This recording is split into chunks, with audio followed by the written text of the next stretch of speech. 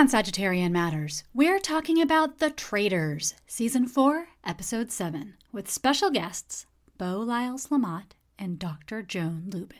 Stay tuned. Sagittarian Matters, Sagittarian Matters, what's the matter with you? Sagittarian Matters. Hi listeners, it's me, Nicole. If you want to support my art, Ponyo, and the podcast, and also access exclusive video episodes and early releases of podcast episodes, please go to patreon.com/NicoleJGeorges now and become an honorary Sagittarian. Thank you for listening. And producer Ponyo thanks you too. Thanks a lot. Don't be scared, that's just her speaking voice. Now, on with the recap. Dr. Joan Lubin is a frequent contributor to Sagittarian Matters, a major reality dating competition show enthusiast, and assistant professor of English and Women's Gender and Sexuality Studies at Yale University. Beaux Lyles Lamotte is an honored Sagittarius and the witch behind Magic Hour Candles. You can find Beaux at magichourcandles.com. And listen, Beaux is offering a coupon code for listeners of the podcast. Use the code ILOVEMONET at checkout for 20% off your order. You can't afford not to go buy some of their magical candles. Joan and Beaux joined me in the Sagittarian Matters social distancing studios to tell me all about an episode of the television show Traitors. Now please enjoy my talk with friends to the show, Beaux Lyles Lamotte and Dr. Joan Lubin.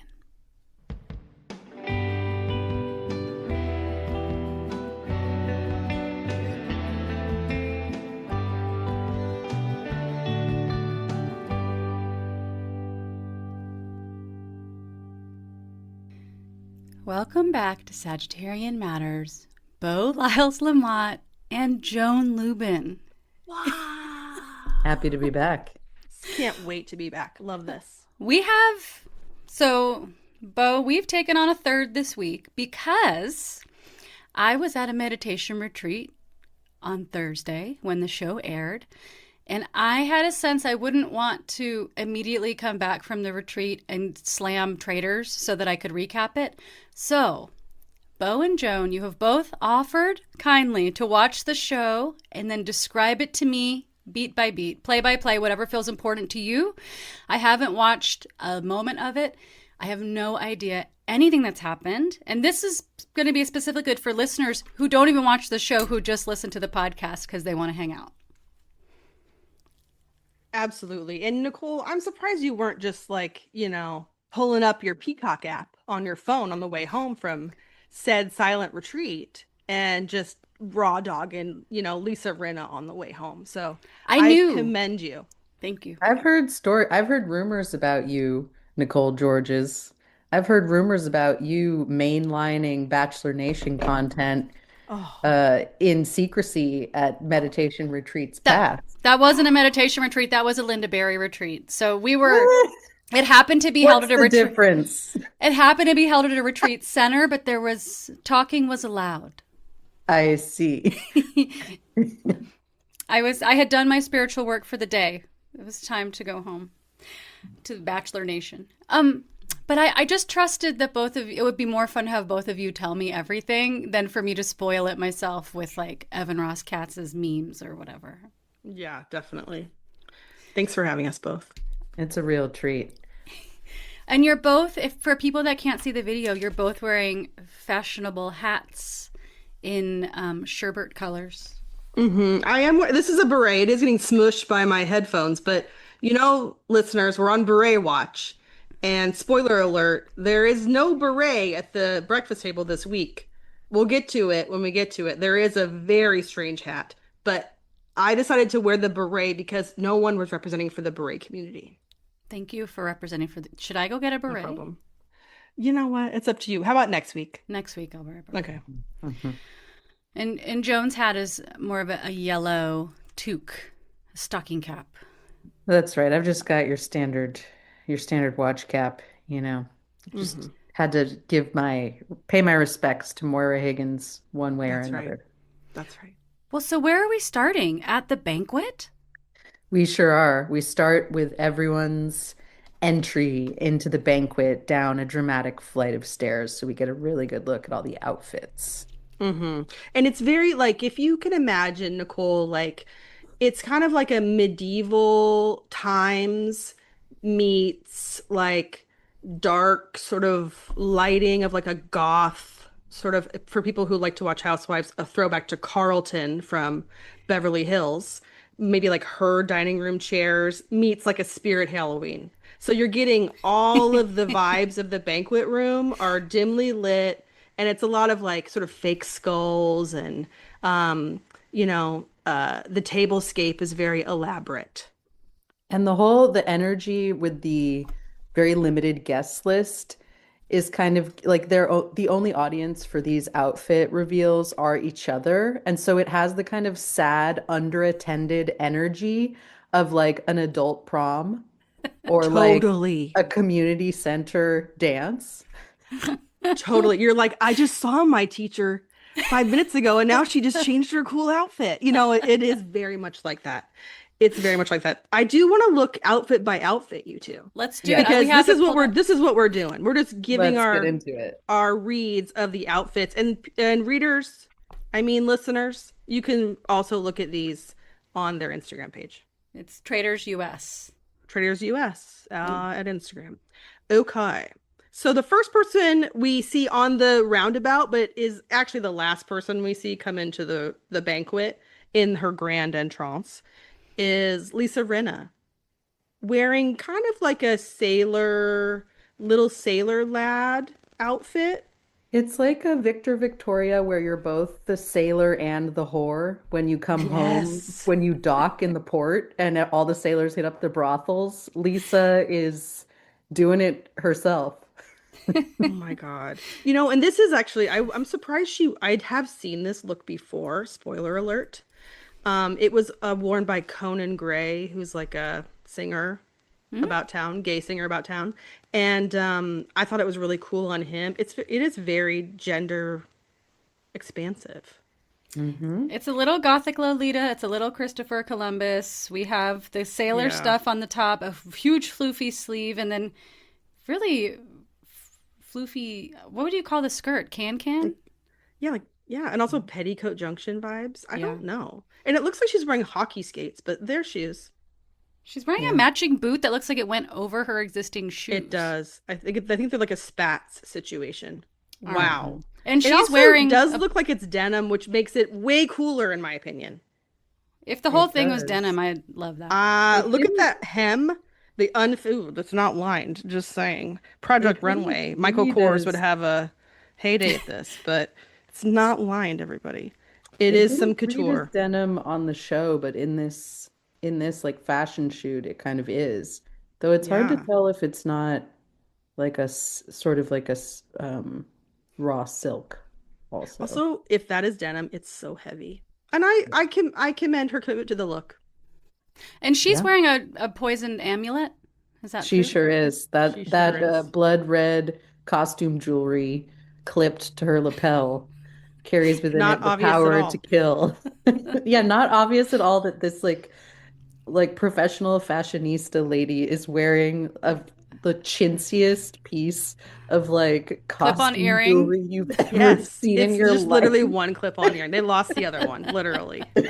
This is like you're not. This is literally your grandma's costume jewelry.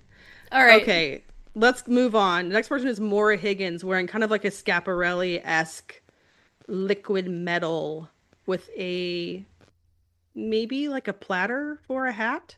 Yeah, the liquid metal matching hat was a Yeah. lot. I was impressed when we got a aerial shot for a moment from the staircase and saw that the top of her hat is like a full-on satellite dish of Yes. gold reflective material.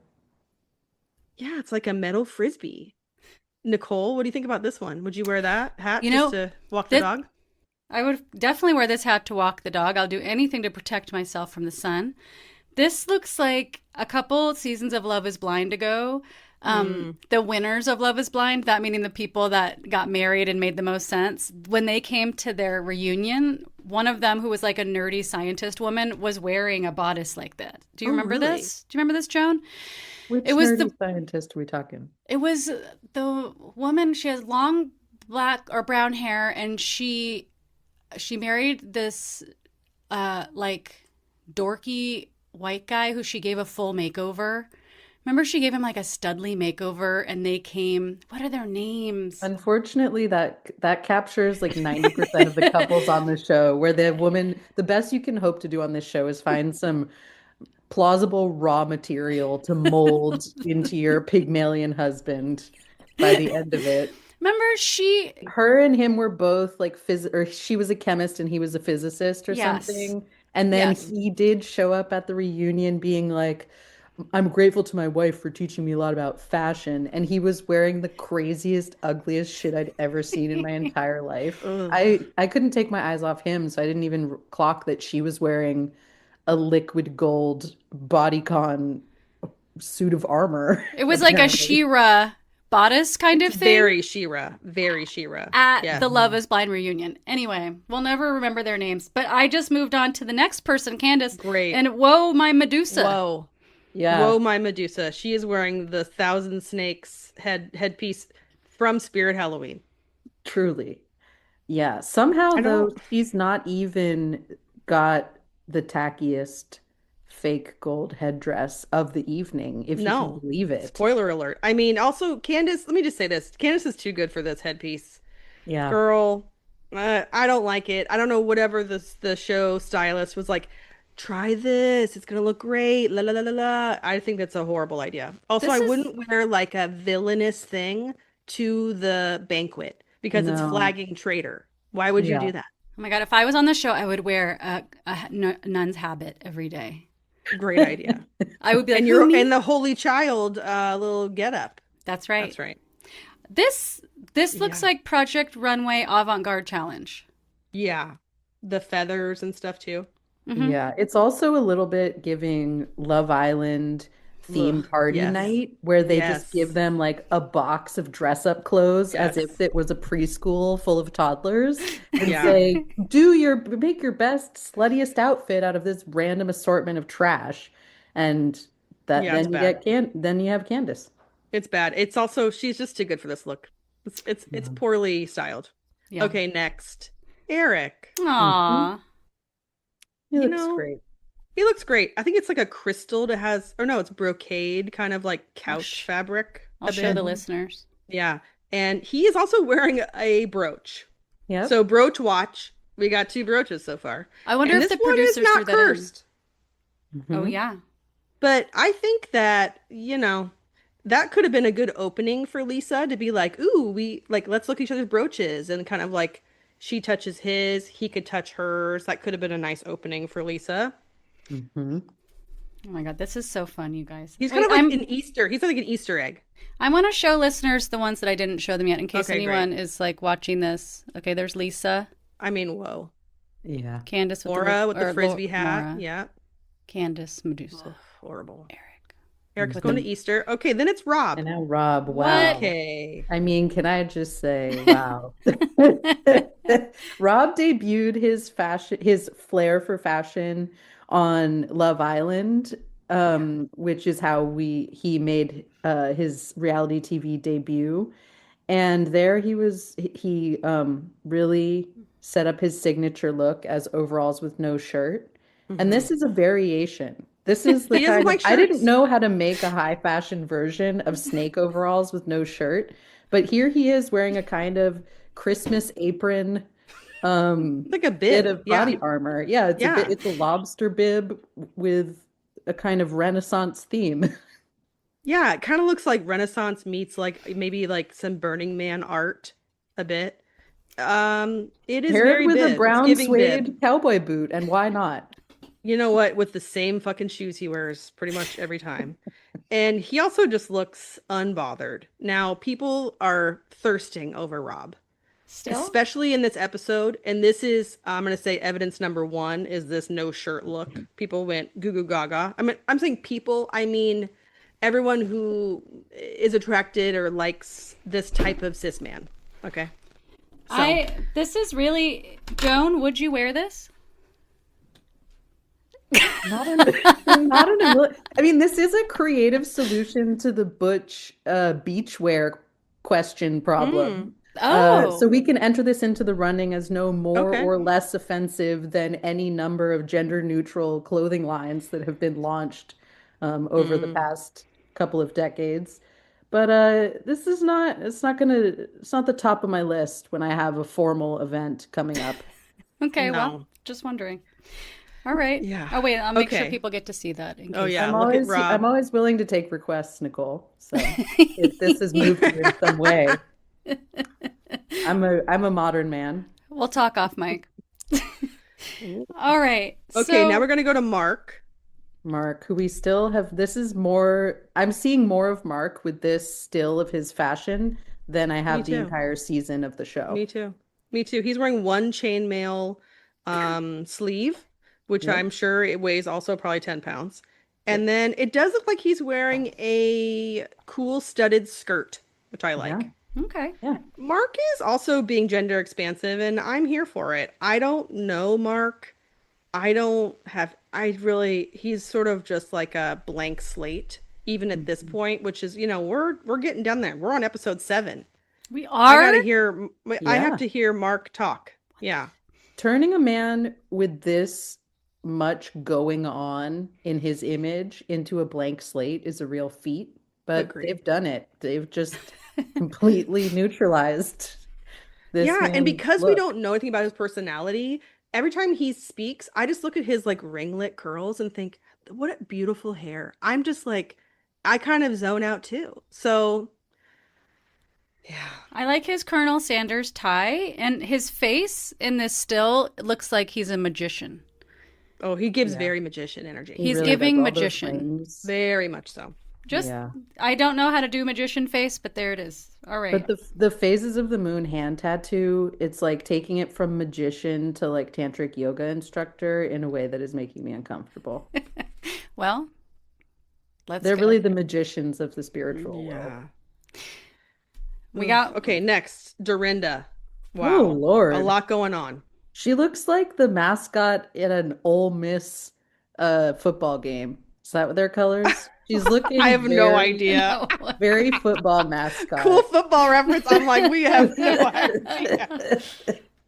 I love Bo, this. will you describe this outfit? Like Okay, a she's band wearing leader. a sequined suit with kind of like a golden cape over it and a giant, huge Sarah Jessica Parker type of like uh, rose flower. And then you get up to a very strange crow feathered headpiece that's in the back of her head with a veil over the front and also a chunky ass necklace. A lot going on. She kind of gives a little bit of Bollywood, which I don't like. It's true. And she has way too many things on.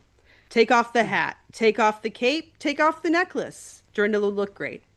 I feel like if we got the reverse shot on the back of her head, we would see that that hat is the whole bird. Oh, 1,000,000%. It's got a face 1,000,000%. back there. Yeah. Oh, and both eyes are like on the side. Yeah. Yeah. Like that one, the flounder fish. Yeah. Mhm. It's not good. It's too much. It's too much going on.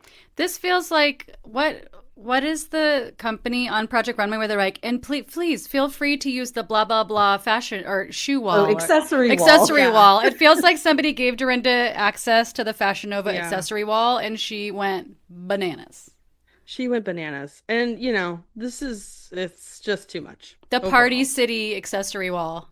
It's really Also, if been you're hit up. wearing multiple sequin pieces, your thought shouldn't be, do I need to add one more on top of my long sleeve jacket that I'm currently wearing? It's probably going to be a no. I just feel like there's one kooky producer who had like a costume bucket at the door that was like, "You are Medusa now. You are a crow. You," like adding one more thing to everybody as they walked into the ball. This Do you is think the crow is Giovanni? Oh, you know what? The whole thing is Giovanni. Giovanni! Does this mean anything to you, Nicole? No. This is some not even deep cut. This is No. pretty entry level Housewives universe reference going on here. We just watched, Giovanni is Lou the and I just watched favored a fashion clip. designer of the women. Yeah.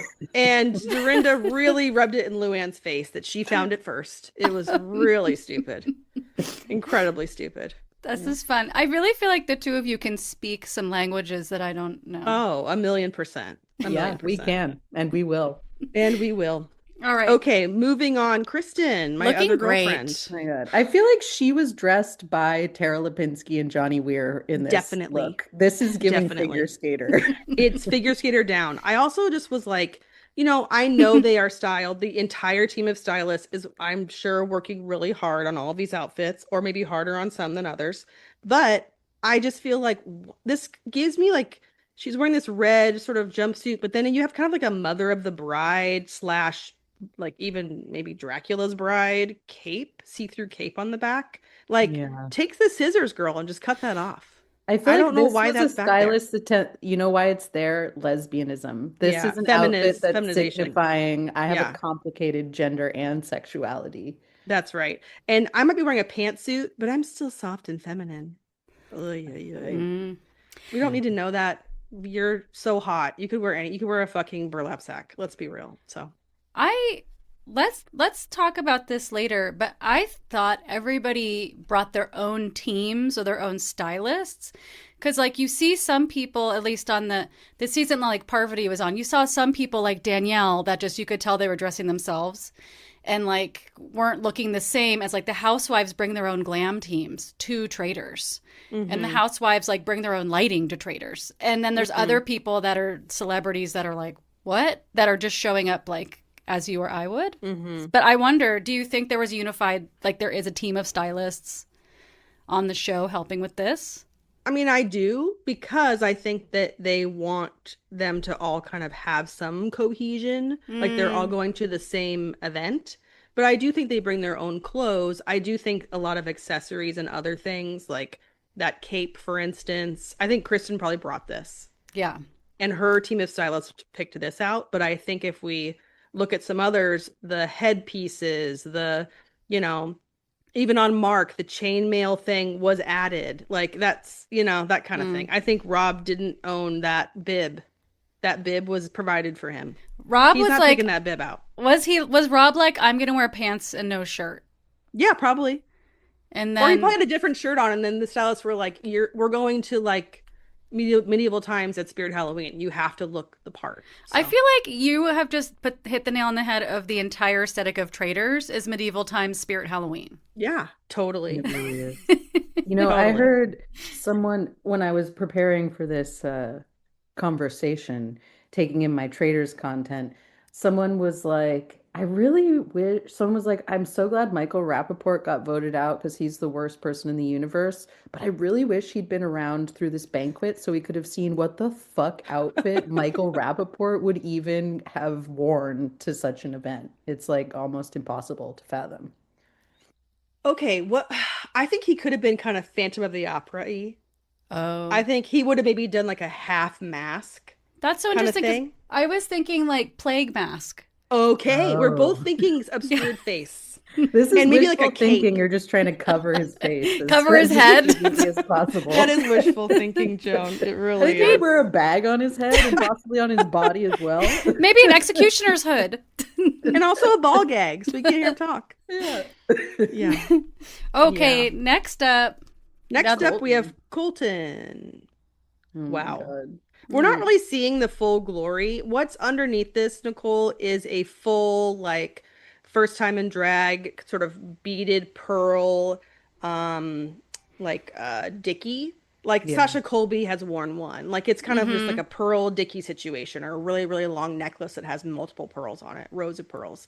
But he's pretty buttoned up at this picture. You can see it underneath, and he does sport this spiky hair with a very unfortunate, looks like a little kid's, Burger King situation on his head. This is And She-Ra. he's got a big dangly earring on the ear that's tucked away in this particular image as well. He has a sort of like teardrop pearl earring Yeah, he doesn't bobbling deserve that. around over there. Let's be honest. I love men in jangly earrings because obviously my gay root is George Michael, but I don't want Colton wearing dangly earrings. No. He can't. I'm sorry. I also don't think Colton has, he's not the kind of gay man who has any relationship to George Michael. Like he has no idea. He probably No. doesn't know who that is. He doesn't know who that is, number one. Number two, he has no style. He is devoid None. of style. You know, like it's really hard to be a gay and have just no sense of style or even like unique type of personality. He He's is lacking just the style and the wit, and he really, you can see him wishing that he had both all the time, yeah. and it is kind of heartbreaking. He's just giving like concussed football. He's trying so hard to be like a chirpy, witty fag who's like coming for these housewives and having all these snippy little quips, but he's just like a sort of slack-jawed, slow-moving footballer who has no idea what's going on. Also, this pose is giving exactly what you said. Let me just hey, I'm looking at you, guy. Just pointing at Yeah. the camera. Also, he's very like he just I mean, obviously as you know, listeners, we're not a Colton Stan podcast over here, No. but he's also just like it's almost like he's antagonizing me by just pointing at me, so much so that it infuriates me even more. I want to scroll away from him. So, Colton, we're stressed. I wish healing for him. Okay. Tara Lipinski? Tara Lipinski, she's just going down to the Regency to have a drink with Tom. I don't know what. Let's be real. I don't know where she be going. What do you think, Joan? I love her. Well, yeah, I like her top knot. I like her little half pony top knot in this. Mm-hmm. It doesn't go with her outfit in any way. She's just got a little red scrunchie up there for fun. It's like one of those accordion like phone cable Mm-hmm. uh Yes. wrist thingies that you put your keys on when you go swimming. Um yeah, her outfit is suggesting that she is as checked out of the game as indeed she is, you know? Very much She's so. like, I had to wear what formal attire? Okay, yeah, sure. Yeah. Here we go. Does this work? Okay. Yeah. She's like a Jiffy peanut butter, strawberry jelly, Wonder White bread. That's the vibe. Yes. Oh, Tara Lipinski. We want so much for her. Well, now let's talk about her bestie, Oh, Oh who we my love. God. who's, He's oh, wearing his shoes are Kristen interesting. Kish. We got Kristen Kish white over here. Yeah. Love Kristen Kish it. red and white, and this is the opposite number. Oh, Johnny. He's giving a little bit of Pee-wee. Look at the face, Nicole, and the Mm-hmm. hair. He's giving a little Pee-wee. He should play Pee-wee in the biopic. He should do Pee Wee on Ice. Oh my God, great idea. And The then we should be biopic? special guests. The Yeah. biopic. Like this could Great be like idea. Pee Wee's life, Pee Wee on Ice. So we get to see like the Yes. documentary Oh, adapt. wow. I'll help script that I adaptation. mean, I am so here for Pee Wee on Ice starring Johnny Weir, but I honestly feel like he's better suited to playing the lead in the Lisa Rinna biopic. Oh, Oh very no. much so. Just saying. Not bad. He also is giving a little bit of Severus Snape in like the best way. Yeah. Just with like it's so extreme, his super dark black hair, and then, we have like a nice full beat usually on Johnny. And he is wearing like a bolero made of beaded sequined gold, and then just a sensible long white pantsuit and some chunky little Like Prada Skechers? monolith. Oh yeah. Boots. The pants could be longer. They also could be steamed. Ooh. Otherwise, he looks great. I feel grateful in this moment that he doesn't have lip filler. Because he could. I don't. I'm You not gonna say that he doesn't. Oh, really? Well, his top lip is looking a little non-existent It here, is. which is what made me have this on my gratitude list. Yeah. Well, let me tell you, as someone of the small top lip Yeah. community, there's only so much lip filler. You can't build real estate where there isn't any. Right. So when I have had lip filler in the past, which, I've gone through my whole phases where I look Yeah. very funny. But at the time, no one really told me until later. And then I was like, why'd you tell me I look like that? My best friends. And then no one said a word. I never So, noticed. I thought you looked fine.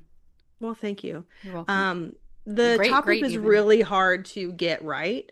and he probably does a very conservative amount of lip filler, and he probably gets a bit of a lip flip usually, but Mm-hmm. they've been at the castle too long. That lip flip lasts for 2 weeks. That's not lasting Oh, very long. oh, His top lip has gone back to gravity. I So see, I see. Just so yeah, you know, I when you think he's had a got a lip little flip, touch. I thought you looked good when you had a flip and without a flip. I love a flip. Let me say, I love a flip. I'm not a huge fan of the filler, but I do love a flip. But you know what? This is just the lips I got. I got thin little white person lips. So there's only so does Johnny. I'm in good company. I'm So grateful for them. All right, thank you. who is this? This is the guy that when he goes I on know. screen, I'm like, who is that? Great question. When he Great comes on question. screen and his Chiron says One Tree Hill, I was Oh, like, give me a break. What, like, Yeah, risen from the crypt? Who is this? Who cares? that's right. I mean, he actually looks he's giving a little bit of Siegfried and Roy kind of vibe with Yeah. this black suit with extremely embroidered sleeves and a flashy golden black shirt underneath. You know, this is Laguna Beach's own Steven. Steven. Whenever he goes on, I'm like, who is this guy? All right. I know. Steven. Oh, man, Natalie, listen, you guys, I do the Gay Amazing Race podcast, so you know I'm very familiar with Natalie, and we love her dykey energy on that show, and I'm so sad to see what's happened with her clothing and styling choices on this Hmm. show. This is the person who didn't bring her own glam team. You know what I mean? When you're Oh thinking no. about like the celebrities that showed up, like, oh, I packed my clothes, versus the celebrities that were like negotiating to have a lighting assistant follow them around the castle of this reality competition show. Yeah, Natalie this looks is so definitely not. weird. Yeah. Can you describe? Yeah, she is wearing what looks like a soda pop top. I was Um about to say that. It yeah. Well, really you know, Project like, Runway Unconventional very Materials much so. Or if you go Challenge. to Mexico and get one of those soda pop top bags, yeah. they are prevalent there, and that's what this looks like. It's supposed to be kind of like a Paco Rabanne knockoff. It does not knock anything off. It is not It good. looks like it's like the Jetsons house cleaner who's a robot. Yes. It's like a robot French maid. Yeah, and then the Mm, bottom is robot French maid, also desperately needs to be steamed. And then Mhm. someone was like, let's put yesterday's fake rose hips and tiny little strawberries or little rose Garland. petals Yeah, garland. a Christmas garland. What the fuck? This is so You ridiculous. guys, Natalie's a beautiful woman. Oh, she is hot AF. And also she's wearing a Bridgerton choker. It's not good. The whole thing is bad. She actually might be worse dressed. I might actually choose Oh, Colton's ugly. I hate Colton, but Colton's look over Natalie's because this is ouch. really bad. Ouch. It's terrible. It's terrible. All It's right. terrible. Natalie, all due respect to you. You are a great looking person. You're so buff. Your Ugh, gender is really interesting. I would love to see some different options for you. Like yes, whoever definitely. styled her, did her dirty, they didn't know they were. They were like, this is going to be cool and edgy. And I just, Yeah. and The Jones being, corset is also the corset with her physique is really giving binder. Oh, very. It's smushing those tits down like nobody's business. Yeah. Yeah, it does give binder. And look at her pec muscle. I Her pec did, muscle is more defined than her actual cleavage line. like, I would love And to see that with like some kind of a blazer where you just, like an yeah, open blazer so we could just see her pec muscles without seeing her actual me too. nipples. And she just looks like a hot dude wearing like a suit. Yeah, it's bad. The whole thing is bad. I All don't right. know. And then Sorry. finally we have Jam This is Jam. my petition for Natalie and Johnny Weir to swap outfits.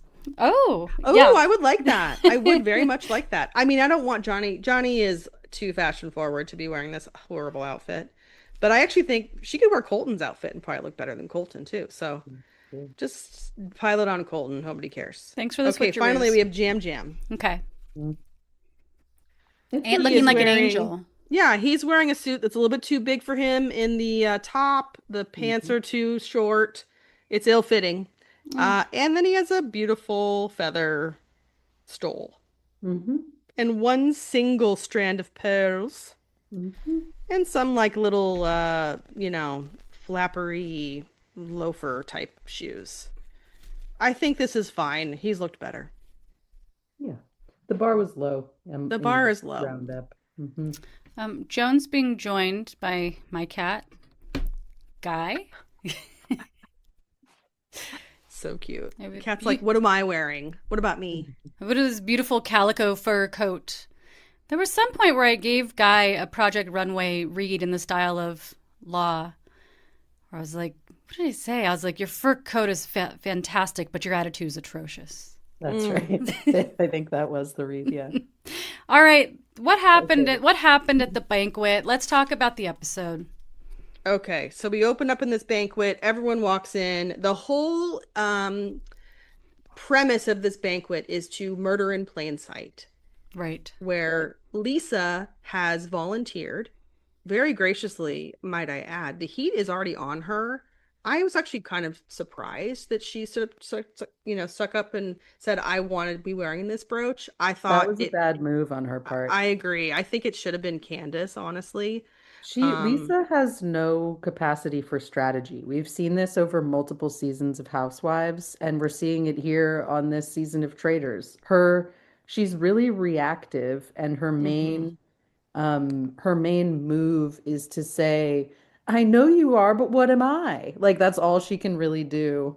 And this felt sort of spiteful and reactive, her decision to take on the task of this kill, and not very well thought out. Because it's true, she already has heat on her, and indeed, it comes to bite her. What I bet it's Absolutely. going to go really well. I disagree with you guys. I think it's probably going to go great. So then what happens? So then she gets someone to touch So, it. They're never the wiser and she wins. That's right. How'd you guess? yeah, good going. It's the first person to touch it. They don't show us immediately how it goes about. They end up sort of going around cheersing, etc. Alan walks in looking incredible. He has bejeweled eyebrows. He has like a full on, medallioned face. He also is dripping in pearls. It's diamonds and pearls for Alan. That's And right. he sits down with two henchmen kind of on either side, giving a little bit of like high priestess tarot card vibes. What kind of Mhm. henchmen? Like the betrayed? Like people wearing Yeah. masks? Were they wearing masks, Joan?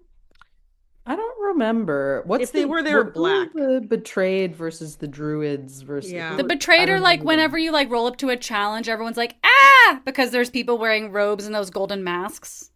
Oh, but That's what sometimes It on people wasn't others. that. Okay. It was like a black mask, or even like a just a hood over the whole thing. Like Okay. it kind of yeah. seemed like the henchmen from when they were in the cages. Mm-hmm. It kind of seemed like that versus like the red and gold kind of Yeah. Okay. vibes. Were we Yeah. seeing Lala the dog, or were no dogs allowed because there was food No, the present? dog we see only once, and it's a bit later for a bit of dog food product placement. Okay. A Yeah, which fancy I need feast. I need to get my credit card out and see if I can order that for Ponyo actually. Thank you. Yeah, No, no Okay. the problem. henchmen flank Alan so that he can tell everyone the um the legend of the Black Banquet, What's the legend? which is that some ruler invited people to his house and said, partake of this beautiful banquet. It's poison. And then after they'd all eaten it, and then they all died. So something similar is afoot here, but there's an antidote. So he comes to tell them that one of you has already been poisoned in a lethal way, but the antidote could save you, and there's two vials of it, and you amongst you can decide who, which two of you are going to be able to down the antidote. And so then all hell breaks loose.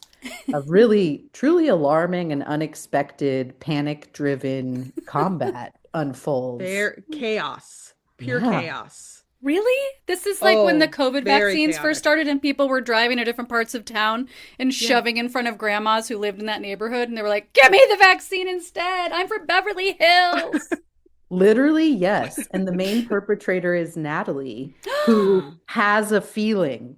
So No. everyone is discussing around the banquet table, like, okay, one of us was killed in plain sight. What do you think it was? Everybody rack your brains. What was a weird thing that happened? Like, what could it have been? And people are all like, you served me turkey. You served me bread. And it's like people were at a fucking banquet. Like everyone is Yeah. eating food. That can't possibly be the thing that did it.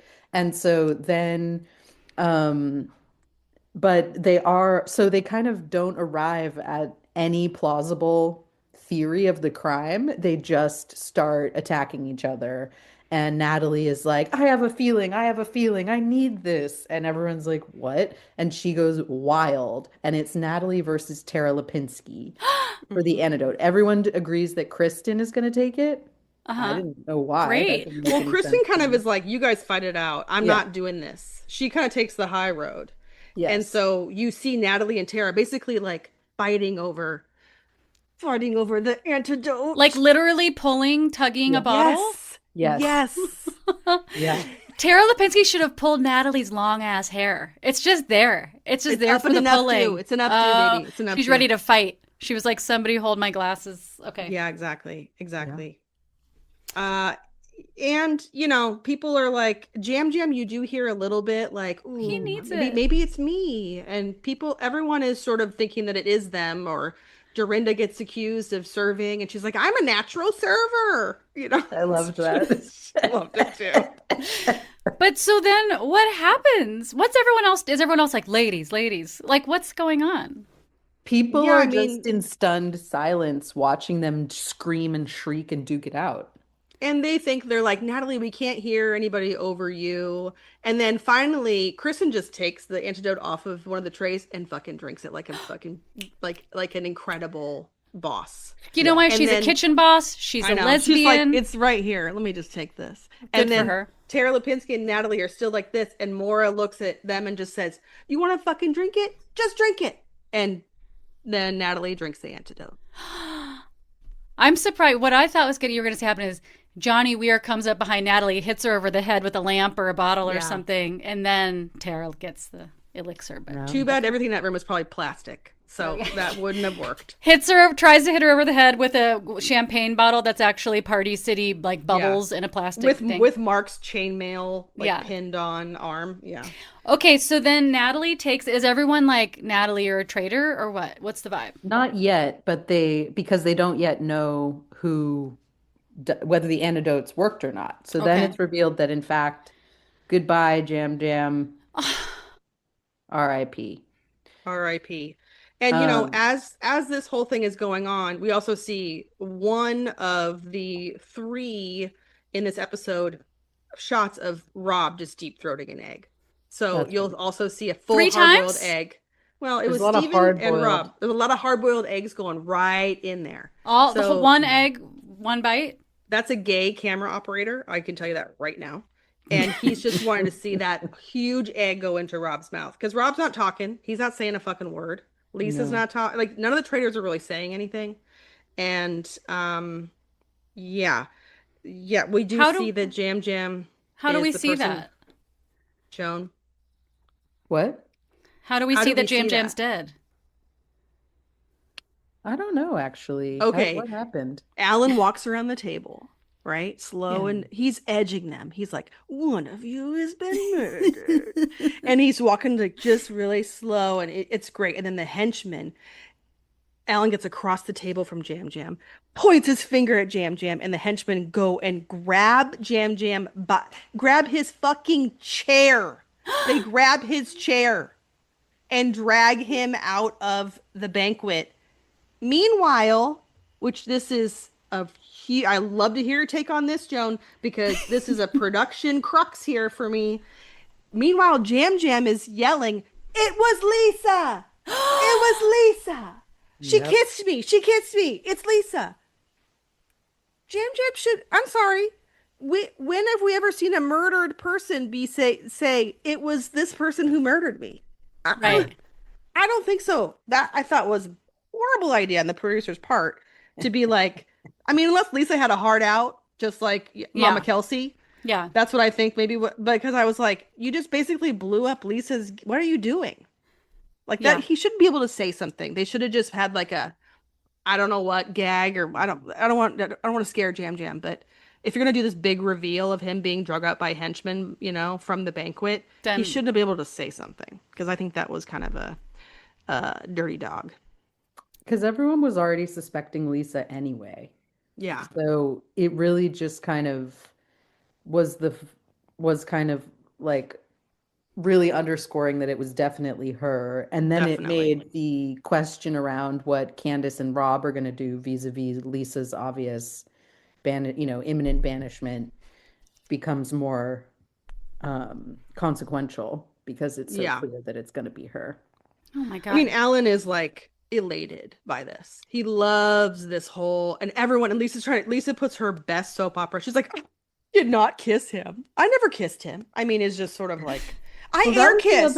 I the only air crazy- kiss. It's the whole, did I air kiss you or did I kiss you on the That cheek? was the craziest thing to me is that instead of just saying, of course I kissed him, I kissed every single one of you. That's So right, that couldn't exactly. possibly be relevant. Yeah. She, for some insane reason, went hardcore to bat for I didn't kiss him at all. Yeah. No, he's Horrible. lying. I didn't kiss him. And then that was just like the dumbest debate to be having. Like Agreed. she created a whole just like stupid error through that move alone. Yeah. Wow. It was bad. It was bad. All right. So this is the banquet. Yes. And is the Then banquet done now? Are people Banquet's shook? done. Banquet's People are done, shook. and then we go immediately into breakfast. And something really unusual happens with breakfast, which is that all three of the traitors enter first.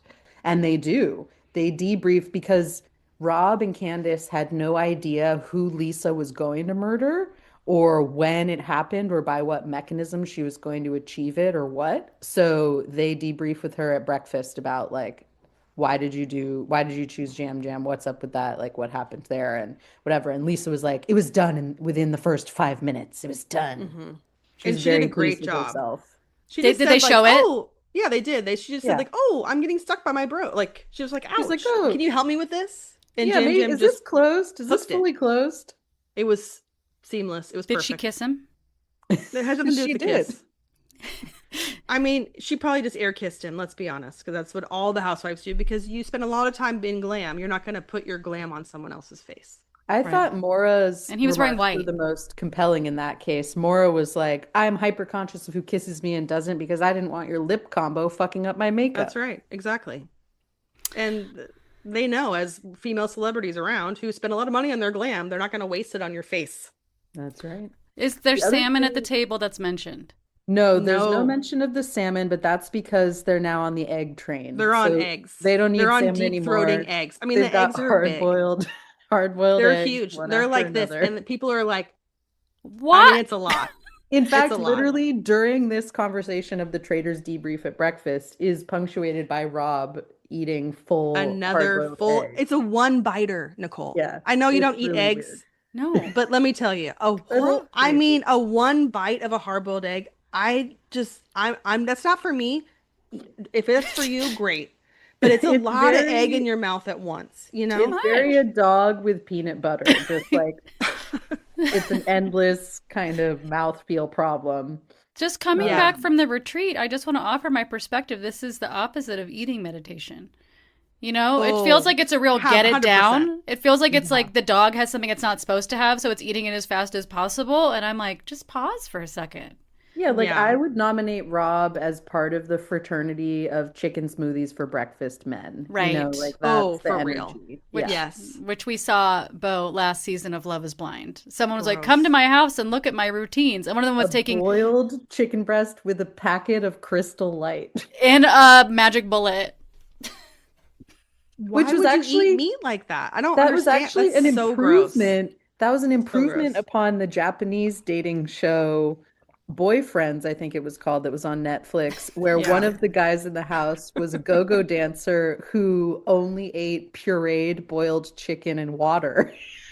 And it really Oh my God, taxed that's the baby house food. budget because these boys had to somehow fund their own meals, was like part of the conceit of this show, which I've never seen on a dating show before. It was a little bit like real world coded in that way. And there was a huge conflict in the house because the go-go dancer wanted to spend like $80 a day on chicken breasts because all he ate was pureed chicken breasts. I don't understand why you're Vitamixing them or pureeing them at all. Like I don't. You Really? don't want to Why Great chew can't- your question. food. Grill it? Like what? The chewing it must be about like maybe the masseters or something. They don't want to overstress their jaw or get it down. I don't know. Did you guys ever see that thing where Kelly Ripa had to tell someone what everything she ate in a day? And it was one saltine. Well, it was like so much like water with lemon, whatever. She's like, and then after 11 a.m., it's time for chewing food. So like She like for like maybe like at least a third of the day she did tons of stuff with no chewing food, and then she referred to it as Oh chewing my food. So God, maybe that's that part of what's is happening. That I is think about that all the dark. time. wow, That that is is dark. so dark. That's dark. We need some help in that. Oh my Okay. Maura God. Higgins walks in with the top, the best wig to hat ratio I've ever seen. It's amazing. What do you Is mean? Was it again like Pinhead with a It's a huge? feat of yes, engineering. Yeah. it gives very Lego head where you pop the hat and wig on. It's Yeah. probably again, these wigs are not sized to her head correctly. She bought maybe some drag queen going out of business sale or something like that. These are not this right size for her head. The hat is too big, and also the hat and the wig look like they're kind of stitched together. It's horrible. It's horrible. It's It's also swallowing her. the hat and the hat and her top are matching. Like they're Yes. both this kind of burgundy colored um sort of like felted wool sort of thing going on. So she really just looks like a little tiny face poking out of a gnome costume. It's very gives very much gnome. Yes. But Oh, before she comes in, the last thing of note about the Traitors impromptu debrief at the breakfast table is that it's also the first opportunity for the Traitors to be like, Rob, why the fuck did you vote for Lisa at the round table the other day hmm when he like broke their Oh, pact? when Candace wanted And to he throw the was candy like, at him. yeah, Yeah. and so he explains that it would have been off not to vote for Lisa when so many people are voting for her and when people that he's really close to are voting for her, that he has no alibi. And he also explains to Candace something that she genuinely does not seem aware of, which is that the object of the game is to last till the end, not just through the night that is immediately in front of you. So he's like informing them that he's playing a longer strategy in the service of winning and that he's open to winning with them, but they're like, we can't trust him. hmm All right. Natalie does walk in wearing kind of like a backup dancer costume. She's giving kind of Again. like Reputation era Taylor Swift Eras Tour dancer. And Tara Lipinski's wearing a diamond Olympic ring necklace, which I think is very cool. And I bet we're going to see that again when she does her commentary for the Olympics coming up. If I was her, I would wear that every day. Yeah, I mean, hello. Where's it been? I would have it taped Exactly. to my forehead. Exactly. I need the reminder because when I see her on this show, I'm like, who is this random ding dong of a woman? But in No. fact, that's Tara Lipinski, world famous Olympic That's skate right. champion. That's Yes, right. she's an Exactly. incredible, Incredible. incredible skater. Like Yeah. world record breaking. As Like like a tween, like yeah. I know. I literally. mean, I grew up watching her do all of these amazing achievements, but Yeah. the like inane quality of her play on this show is enough to scrub those memories right out of my head. I just have no Yeah, context for her any longer. They need to show clips a little every once in a while to remind you, like, I this agree. person can achieve I agree. greatness. This isn't their forte, but look at this. Also, they can be really focused and like, like it's just, it's interesting. But I do think that She when burned Natalie out. comes in, she immediately apologizes Good. for her outburst. And I Well, think what we're Tara seeing, Tara yes, apologizes, and then Natalie's like, me too, also, as well. I am sorry.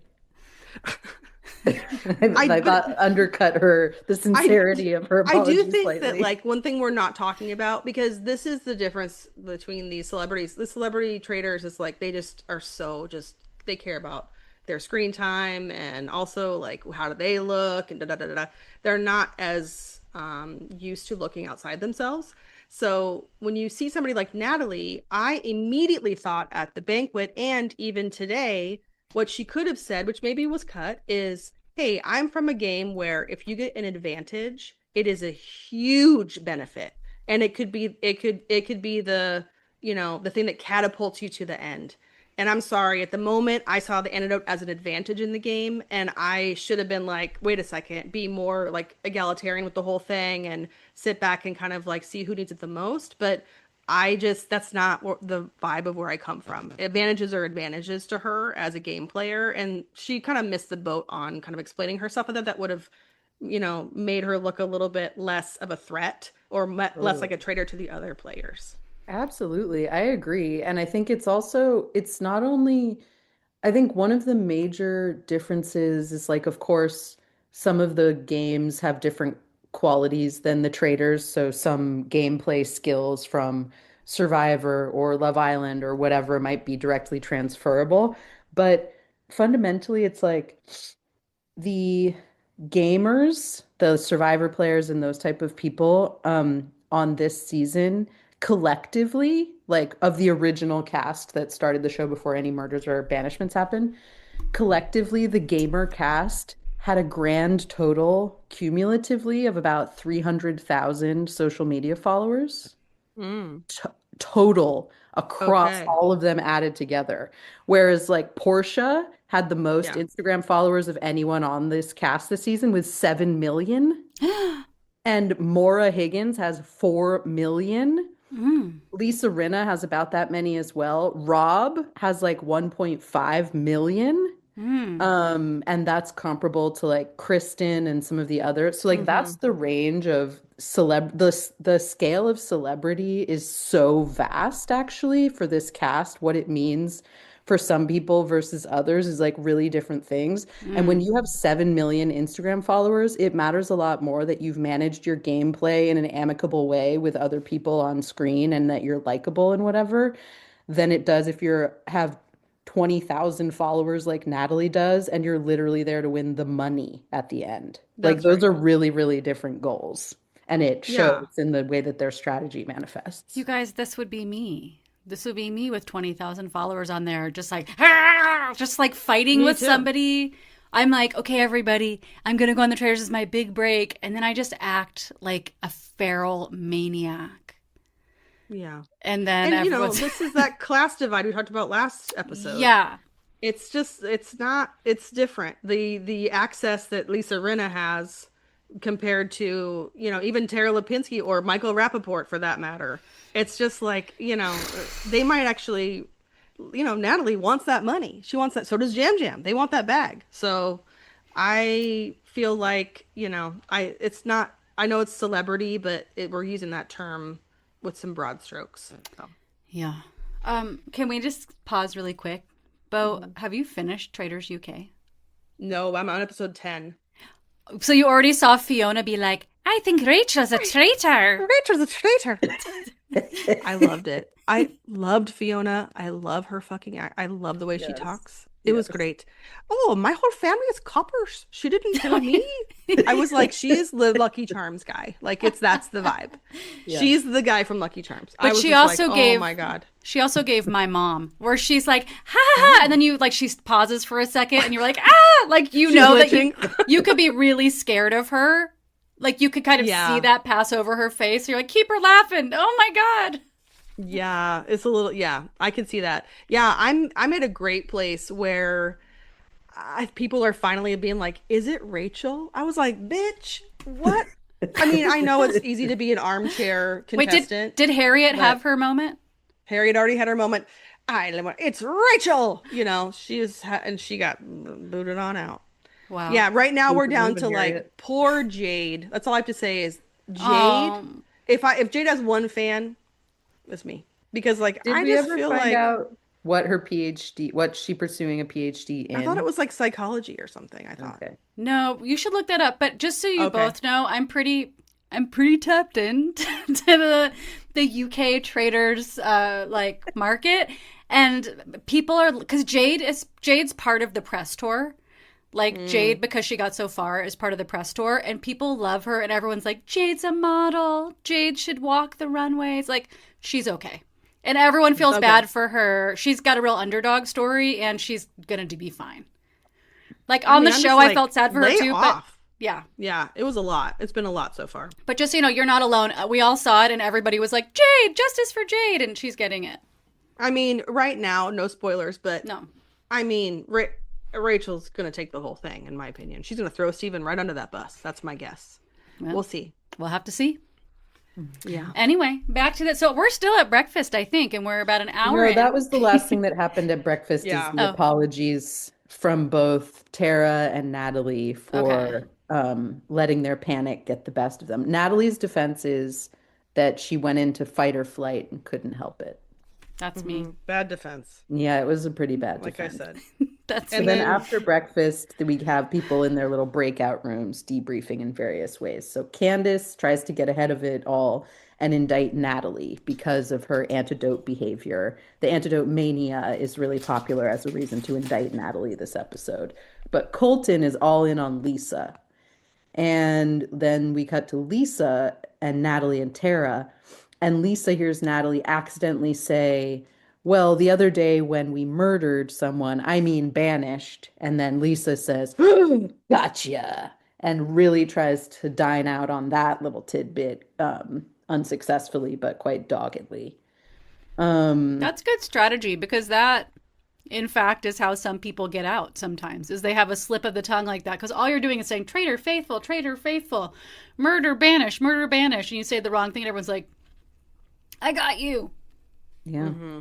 Well, Lisa's pretty intent on wielding that, a little too intent. But she has Tara there as the eyewitness to it, so she's in good standing in that regard. Rob then participates in a little bit of anti-Lisa brainstorming in his own breakout room, where other people are saying they think it's Lisa and ask him, and he's like, "Yeah, probably." Um, That's good for his game. then they move into a challenge, the infamous challenge that we'd already seen in the UK, most recent UK season, where they have to carry a bunch of rocks spray painted gold up to the top of a hill and pile them into different piles. Is this the one where on a the genius made this one up. is that the one where on the UK somebody started vomiting because it was so hard? It and he sure was... is. That was where that totally loony guy just started projectile vomiting. What was his Oh my name? God. I don't know because Sam? Bo, are No. you even? Bo might not be there yet. I haven't even seen that one. Oh, James. Yeah, James. Oh just no, I started- did. James did get sick. Yes. James just I just was watched like- the one where they were spinning around at the creepy carnival, and I was like, if I don't see barf on this one, I don't even know what. But No, they barf where you wouldn't expect. They Yeah, they barf really from do. the trying to run up a hill with a JanSport backpack full of gold rocks. Um, What on did they the call the UK rock? Something season- where they like gold. gold. Gold. Also, what happened to the gold bars? Do they what did they play for that? Like what in the UK, in Australia or something? Yeah. Like Australia's budget can afford fake gold bars. Yeah. Why can't we just give them some fake gold bars? They are just like, these are painted rocks. They are Wow. irregular size and shape. It's fully just like a bucket of It's gravel. random. Literally random. But I want you both to imagine that there was something really grand that fell through at the last minute. And there was an industrious young PA who was like, hold on, I can save this. I got this. Give me a Oh bottle my of spray God. paint in 20 minutes. Oh my Well, god. okay, so the gold challenge in the UK season, this was the finale challenge, and it was a group challenge, and if they won it, no one, the traitors couldn't murder that night. But this in the American season, it's an individual prize. So it's the prize is getting the dagger, and the dagger means that your vote counts for 2 votes That when dagger's a real you pain in the butt. choose to use it. And so, yeah, and so it's a different prospect. And obviously, Natalie just kills everyone at this game. She's just She's like first up. This is first what up, she's been like carrying pumping. 15 metric tons of spray painted gold rocks on her back, and she's just like decimating the competition. She might as well have like Dorinda and Lisa Rinna on her back. I mean, that's Truly. basically, she is a fucking workhorse. Wow. Incredible.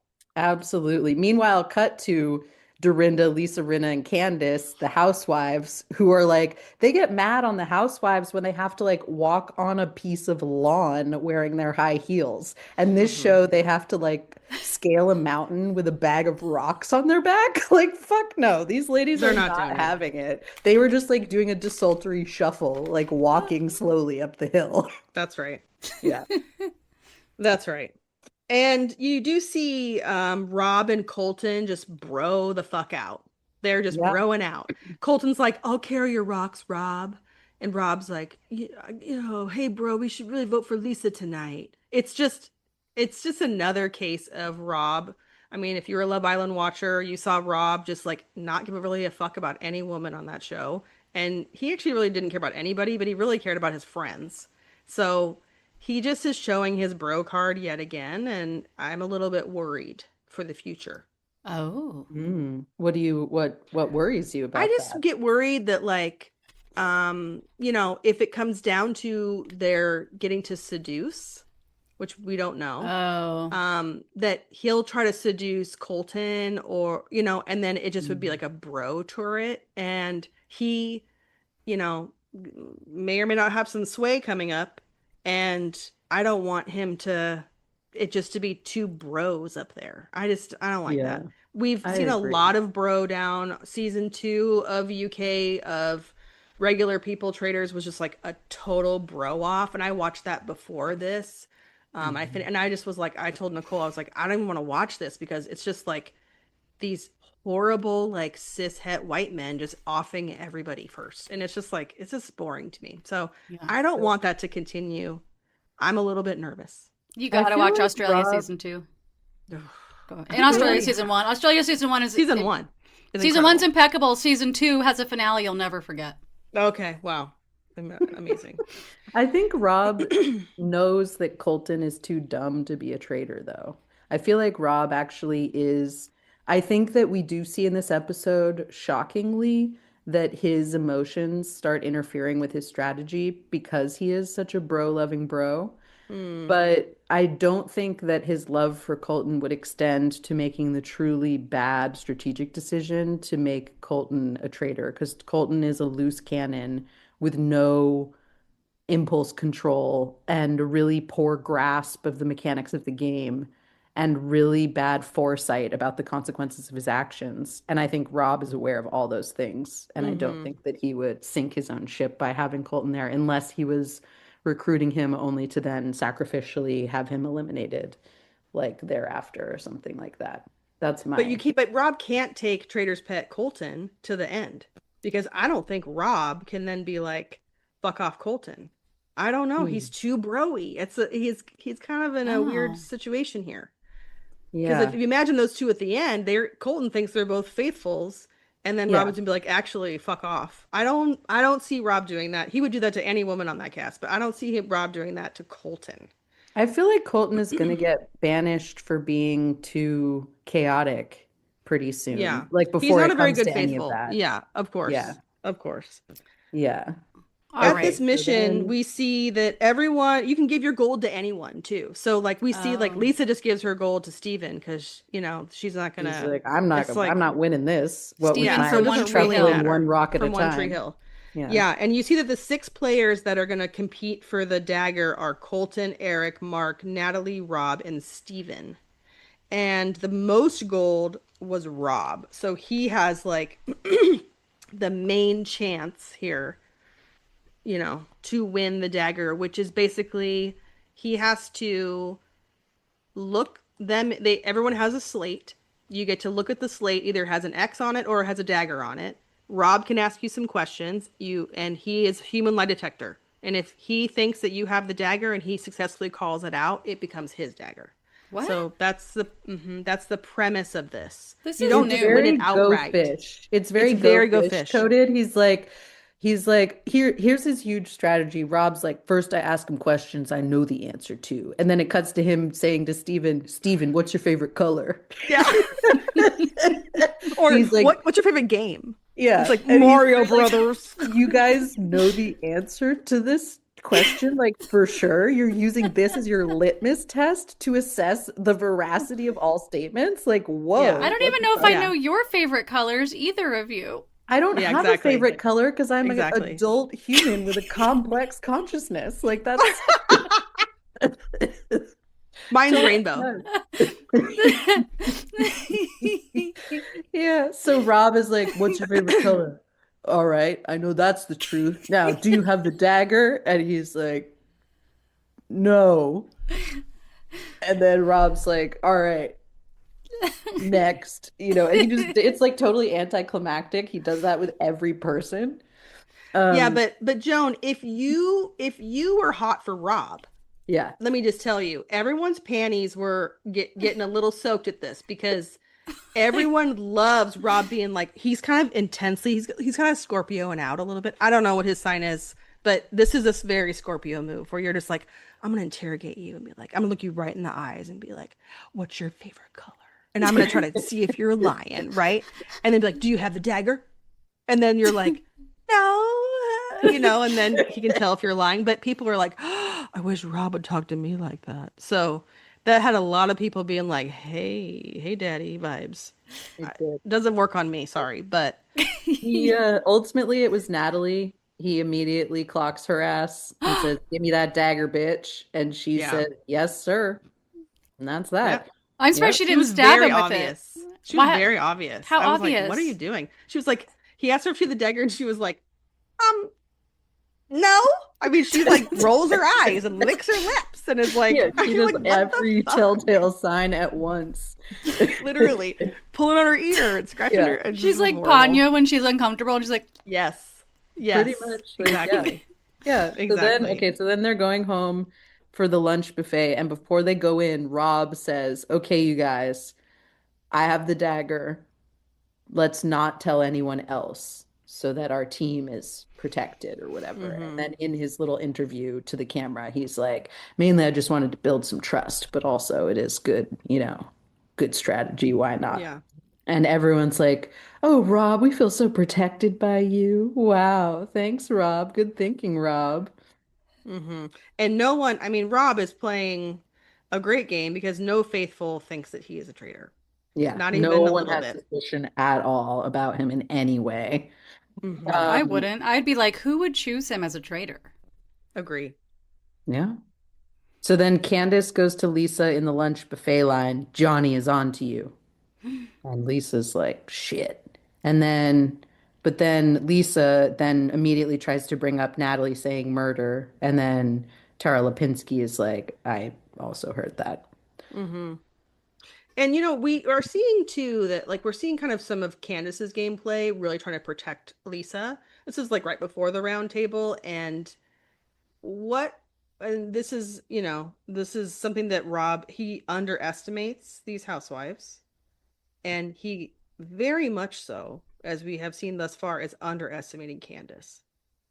What Mm. makes you say that? Because I'm just observing her do a series of the dumbest shit I've ever seen, one thing after the next in a ceaseless chain. Well, no one has ever written her name down either. No one Mm. thinks she's a traitor. We're not saying anything. No one, she's not even Right. in on people's lips. To me, That's that's a true. good That's game. true. Also, Candace, let me tell you, she's a scorched earth person. So if you wrong Candace, she is dog with bone. She will not let it go. She would rather blow up your game than win the game herself. And Yes. you should know that about every housewife. The housewives don't need this money. Hello. Mm. They don't care about that. They want TV gold.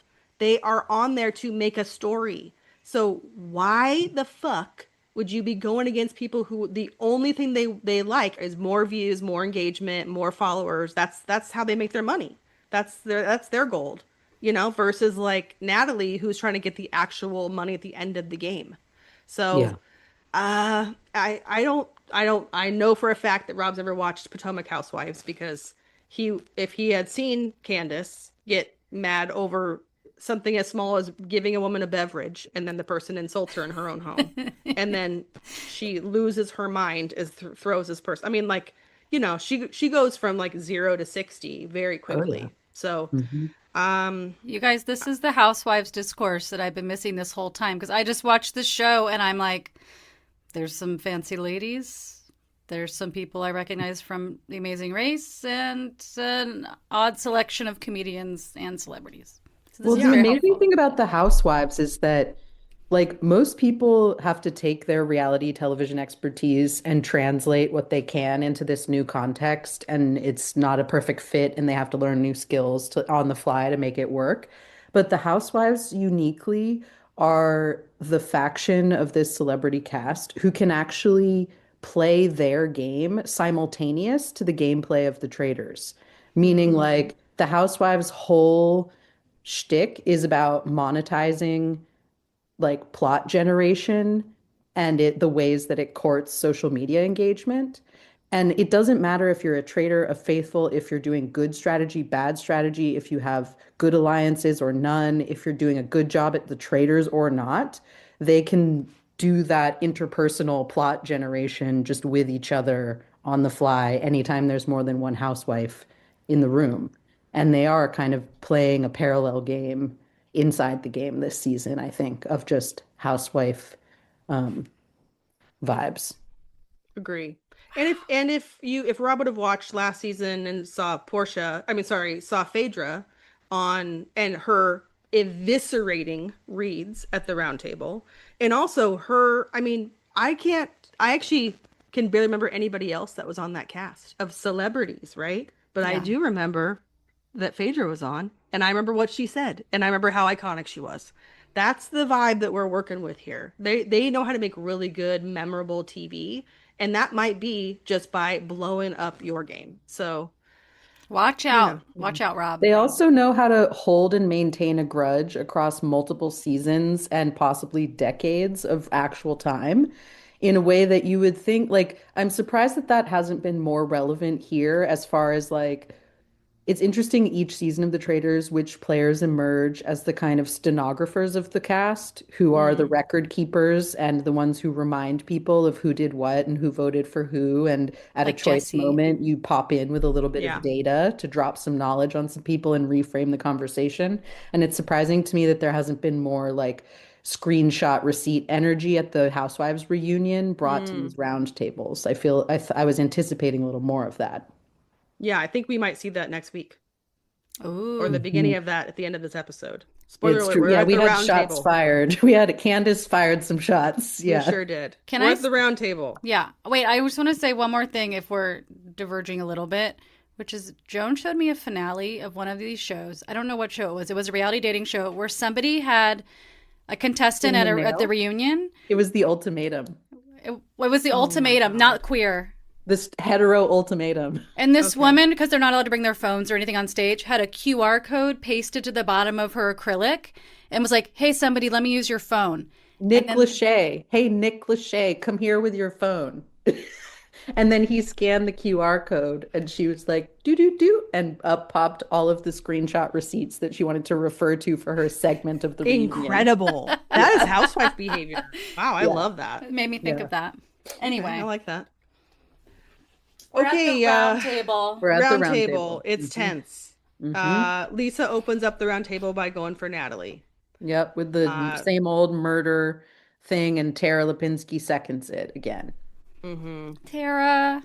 Yeah. Yeah. I mean, she just, she's doing the bare minimum just by Yeah. saying, I heard it too, basically. And Okay. then Natalie immediately counters that Lisa just wants the heat off of her, and that it's Natalie's not a traitor, it's just that Lisa was trying to deflect. Hmm. And then Johnny comes for Natalie over her antidote mania. Oh. And that's when Natalie says it was her fight or flight Hmm. kicking in. Is Johnny's ban voting block of Faithfuls dead? Is that done? No, he again No. was scheming in that regard and running the numbers, but it wasn't really like put into action as a major plot point by the edit this time, but he's still on that tip. Okay. Yeah.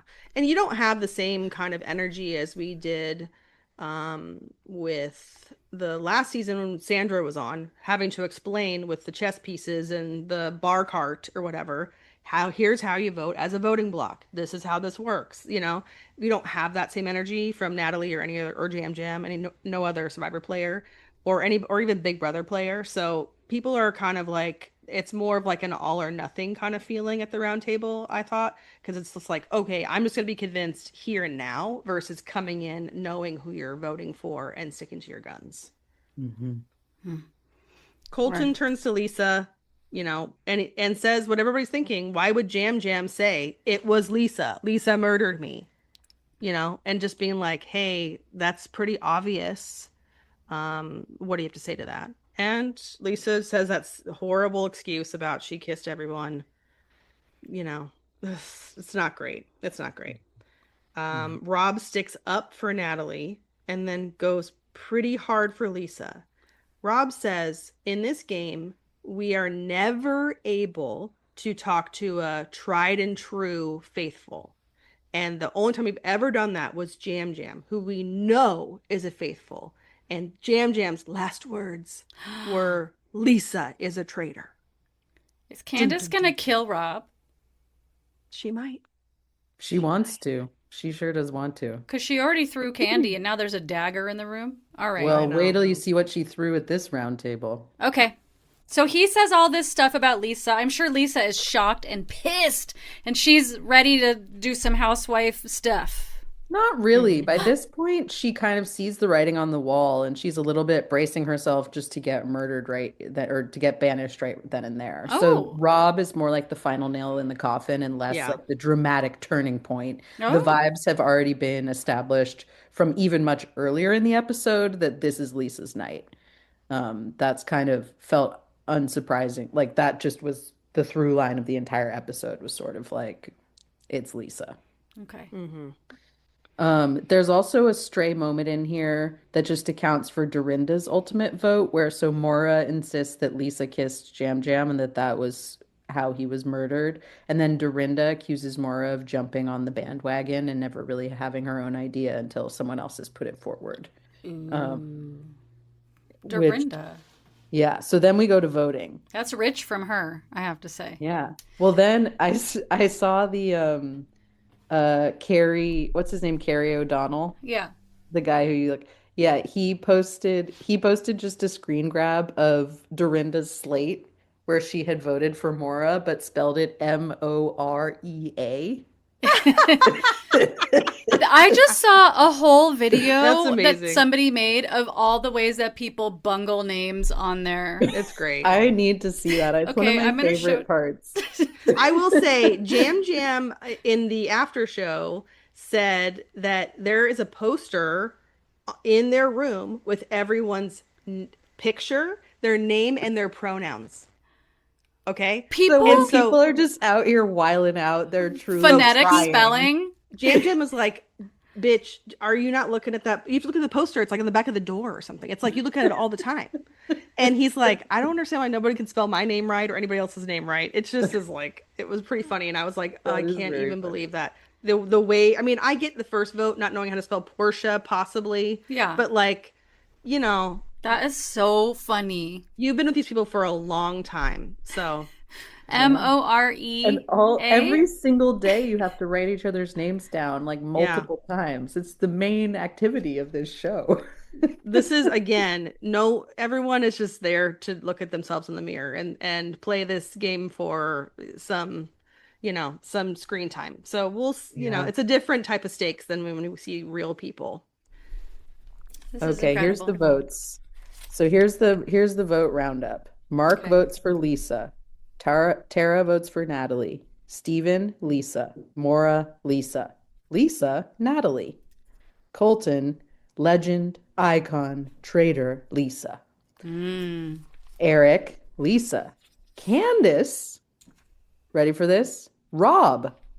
Rob. Candace! Yeah, she said, and her explanation when she flipped around her slate was, I just couldn't bring myself to vote for either Lisa or Natalie, so this is just a throwaway vote for Rob. And then she looks dagger-eyed at Rob. And Rob is like, are you fucking kidding me? What gives? That's incredible turnabout from yesterday's vote. Wow. Yeah. Okay, then Kristen, Lisa. Johnny, Lisa. Dorinda, Moria. Maria. More? Yep. Literally. Oh, that must have been her drunken Laura. thought process. It's literally what it Laura. More? Uh. Okay, then Rob votes again for Lisa and Natalie finally for Lisa. And so now that's it. In fact, Lisa was considered banished several votes prior, but then Alan is like, Lisa, that's it for you, babe, but let's hear from the rest of the players what their votes were. So then we get the anticlimactic reveal, including Rob. So this also goes into the way that the edit was sort of packaging it as an anticlimax, is that Rob voting against Lisa comes after she's already been established as banished. So it's Okay. not even part of really the pivotal moment, at least in the way that the edit rolls it out. And then Lisa does a little crying. We get the sentimental housewife waterworks, as my favorite analysis podcast, Game of Roses, puts it. Lisa Rinna, quote, produced tears She did. She sure did. She can. I mean, she's a soap actress. She can do that Yeah. on demand. You think You she's better like believe it. poking Yeah. herself in the pocket with a No, safety pin? she is a professional. She's She can got the probably gift. cry, about anything at any time. I love Absolutely. that she produced tears. Yeah, Yes. she sure did. What did Watery she eyes and say? everything. So then well, when she cried a tiny bit at the table, but then when she got into the circle to do her reveal, she quoted back what Colton said when he voted against her, and she said that she is an iconic, legendary traitor, and then was like, ah, and did her big exit. But then in the talking head interviews, she was crying and was like, I just am so grateful for the experience. Truly, Mhm. truly. And like looked right into the camera with Very some genuine. real Love. sentimentality. Yeah, real sincerity play from Rinna Very, in the very much 11th so. hour. Well, wait, so how did Rob react when she said she was a traitor? Everyone was like, what? Like Okay. it Yeah, was just Rob is sort of a flatliner, so in general. So that is actually positive for him. He has a light lift when it comes to these performative reactions because he's like kind of doesn't have a reaction to anything in life. So it sort of works for him. agree. Yeah. Yeah, his But then aloofness is just sort of like he's like, oh, he just yeah. is that guy for a minute, and then Mm. everyone celebrates around the table. We don't have a ton of stuff after that.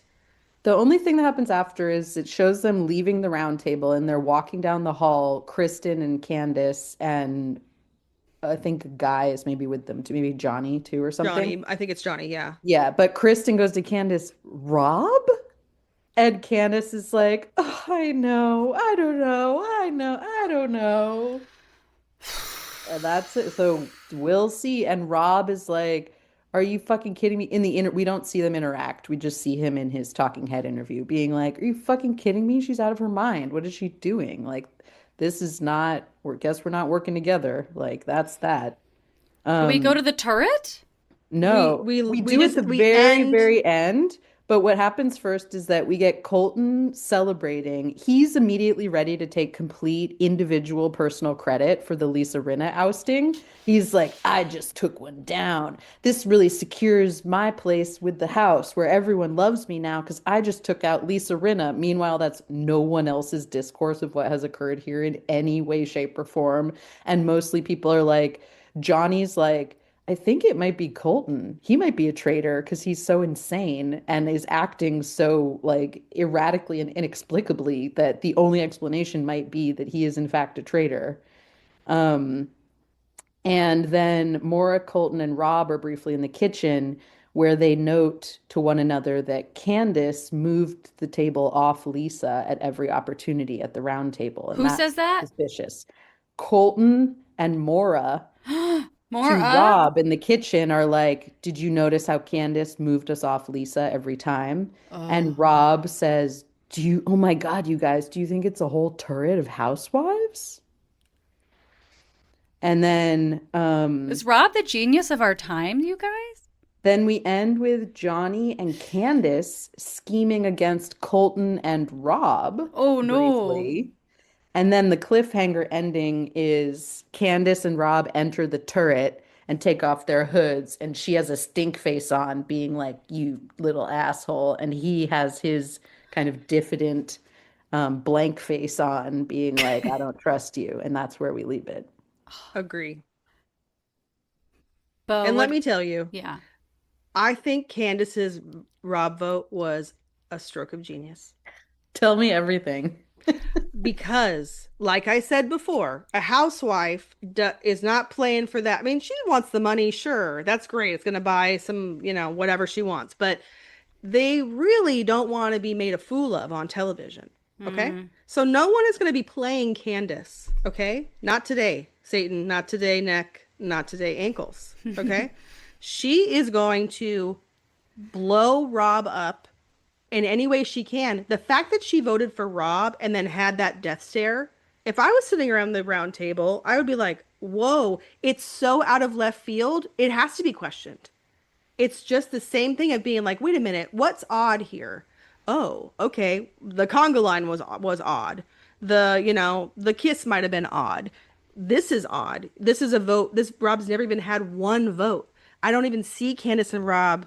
His name's never come up. So why she to me is putting him on blast, right? She's saying you gonna fuck with Lisa. You're gonna fuck with the what we have going on. I can see where this is going. I'm gonna vote you and out you. So I think if she plays this, she's no one's ever voted for Candace. And if she can get and Colton doesn't have a lot of uh a lot of fans either. So Rob does, but if Candace can get Rob's kind of followers, which I think she might be able to, she definitely has Johnny in her pocket, right? And I think she can get the Mark and Steven as well. Then I think that the tide might turn a bit and they might be like, why? What's happening here? And she could say, I just thought he went for Lisa too hard. It seemed like traitor on traitor violence. And spin this to be Rob being out. Now, I don't know. It's a lot of work on her part. She might trip herself up, let's be real. But I do think that she doesn't care about winning. She just cares about Rob not winning. So, Yeah. So then who in the world's going to end up in the turret after they both get voted out? well, my Colton. worst nightmare would be Colton and Rob in the turret, which I am totally freaked out about happening. And I don't want it to be a bro down up there. But I don't think I really anybody. think Okay. I just think after the mercy killing of Michael Rappaport, it would have just been the only appropriate thing to kill Colton next. You Yeah. know, Agree. like yes, it was bad that Michael Rappaport's crazy Zionist ass was out here just hate criming for sport. And so I think it was positive that everyone banded together to eject him, faithful or not. And now it's Colton's turn for being an arrogant and badly dressed gay man, which is a crime punishable by death. Yeah, agree. And Candace might go, I mean, she's gonna have if I know Candace, she's gonna have real tunnel vision for Rob, but it might actually be you might get more votes if she just went for Colton to try to get Rob. You want to get you voted out my number one, I'm gonna vote out your number one. And let's just see how like kind of tit for tat kind of vibes. So, but I do think that Rob still has the upper hand at this point, but I think that Candace did I mean, that's a great move on her part. If you don't care about winning, which she doesn't give a fuck about winning, then here you go. Yeah, that's true. Do either of you have predictions who will get murdered next, and who do you think is going to actually win or be in the final fire? Well, the murder question is an interesting one, and I guess this is what the cliffhanger nature of this episode conclusion is. Because, like, how on earth are Candace and Rob going to join forces to agree on who to murder now that they're essentially playing against each other, right? Like, they have very different strategic priorities around who to murder next, I would imagine, at this juncture. So it will be actually a real moment there in the turret to see how it shakes out. Yeah, I mean, I think they're going to be just at odds. It might take them a while to find someone to murder, and it might just be somebody that neither one of them sort of feels like is ever going to get banished. So that might be somebody like Tara or Tara Lipinski. It could also be, I mean, Candace is not going to vote for Dorinda, period. But it could be somebody like Dorinda or even Maura Higgins, but that's supposed to be Or Rob's number one too. what about Stephen and Mark? Like, I who think even Steven are has a they? little heat on him of being a traitor. Oh, that's true. He did get a little heat this Mark episode. could also be up for murder tonight. No one has Mhm. ever said his name either. So, but I think they're going to go with just a real, I mean, I think it's Tara Lipinski's time. Unfortunately, I do want her at the end. If her and Johnny Weir win this together, it's all is right in the world. That's what we deserve. Okay. It's what we deserve. That's really That's nice. not going to happen. It's not going to happen. Also, I think their ruse of just being acquaintances and I not love best it. friends is going to fall apart. I mean, if it hasn't already actually, if everyone doesn't actually already understand that these two are closer, I then mean, what kind of game is there? Like, no one will ever guess that the two Olympic figure skaters, the only two Olympic figure skaters in this shit, know each other. Like, who would have thought they're actually friends? Like, girl, everyone thinks that. Like, Also, what? but also everyone's just navel gazing, so they don't even give a fuck. You can It's say you're true. best friends and no one would actually care. It's true. It's true. Thank you both. This is so exciting. This was like better than watching the show.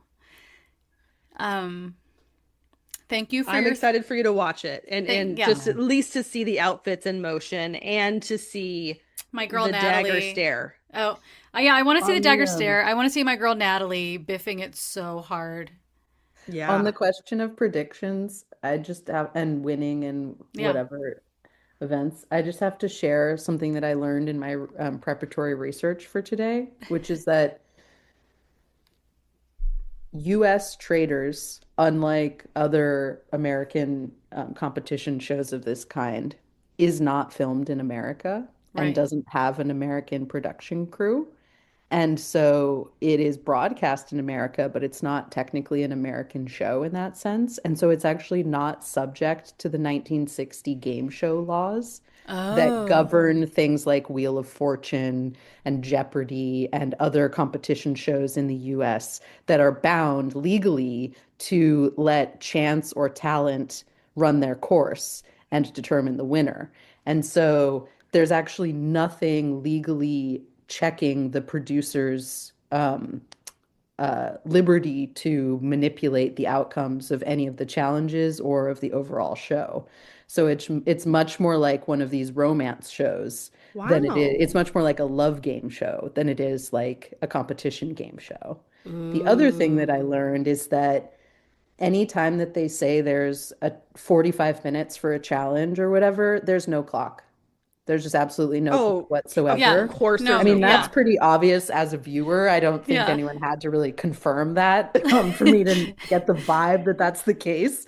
But it was confirmed nonetheless in my research for today. And so when it's a question of it's a group challenge, and if you do XYZ under a certain amount of time and you all get immunity tonight, that's actually entirely dictated by what production needs around storyline building of whether it would be Ooh. better or worse for there to be group immunity that night or better or worse for there to be a murder that night. Ooh. And so Good. the timing is completely just made up. And so there was a scene that I was listening to someone analyze today of Michael Rappaport when they like lose the challenge last episode, when Michael Oh. Rappaport is like, according to it, Alan Cumming is like, and that's yeah, like that's the end, folks, and you That's failed. time. And Michael Rappaport's like, according to who? Like, according to what? And Alan Cumming goes, time itself. But it's completely like just Michael Rappaport being pissed that production is so like that there is no clock and everyone knows that. That's so this is the show I Wow. listen to, the Traitors. They always like make a joke about like, and you're never gonna believe it, but they only have 2 minutes to run 13 miles up this hill, and somehow they make it. Like Yeah. every challenge at the last minute, they do it. Yeah, and those housewives, it took them at least 30 minutes to get up there. Natalie was over there like eating craft services, hanging out, and they're really lagging behind. So This is I'm not incredible. surprised by that. That's interesting though. It only makes me laugh even harder that James on Traders UK was projectile vomiting trying to make it up the hill in time when literally he could have walked and they still just would have deemed it a success because that was the plot that the show needed to happen. Oh my And that God. fool just had no like idea what was going on around him and was out here murdering his gut trying to do superhuman feats of strength. Well, I Poor mean, at man. least on regular traders, regular people traders, they Claudia is really like, oh, hurry Yeah, up, the clock is ticking. I mean, she gets them kind yeah. of riled up. Yeah. And, in some of those challenges where they're like taking chairs away or whatever, if you're last there, you're out. So I was like, oh, I mean, I would be conscious of that too, but you're right. If no one has enough time to go like over there and grab a bunch of gold painted rocks, then what are you gonna do? Yeah. Wow. You guys, thanks for making a meal out of this program that is sometimes so thin. And today, such a sumptuous feast of details, fashion, opinion, murder. There. Murder. Can you tell me one last thing, which is when did we see the dog? What was the dog eating? Oh. Oh, Joan, do you remember what they were eating? I just wrote down who was that dog with a few That's questions Lala. marks. Lala. That's Lala. Yeah, well, I then in my recapping ventures did come to learn that, but I guess I don't know. This is They were actually eating. the first season of Traitors US that I'm watching in full, so I hadn't got a full dose of the dog in I pre. only Okay. showed Joan the finale of season 1 when Cerie Ugh, knifed And I who I watched, love. yeah, I watched over your shoulder a number of the episodes of Gabby Windy's season. Love. Yeah. Love, love, love, love. Lala was served like faithful kibble or like faithful niblets or whatever they call it in the UK. I mean, something like that. Like that wasn't Yeah. giblets, but it basically could Yeah. have been out of like a, kind of like a borax looking box. Uh-huh. And it was like a goofy little, thing they painted. The art department was bored that day and made Lala some little kibbles, which was really cute. And I thought, wow, we got to get Ponyo some faithful little nuggets, kibbles and bits. Well, she's ready. I know. Thank you so much. We're clocking in at an hour 45, and I wouldn't have it any other way.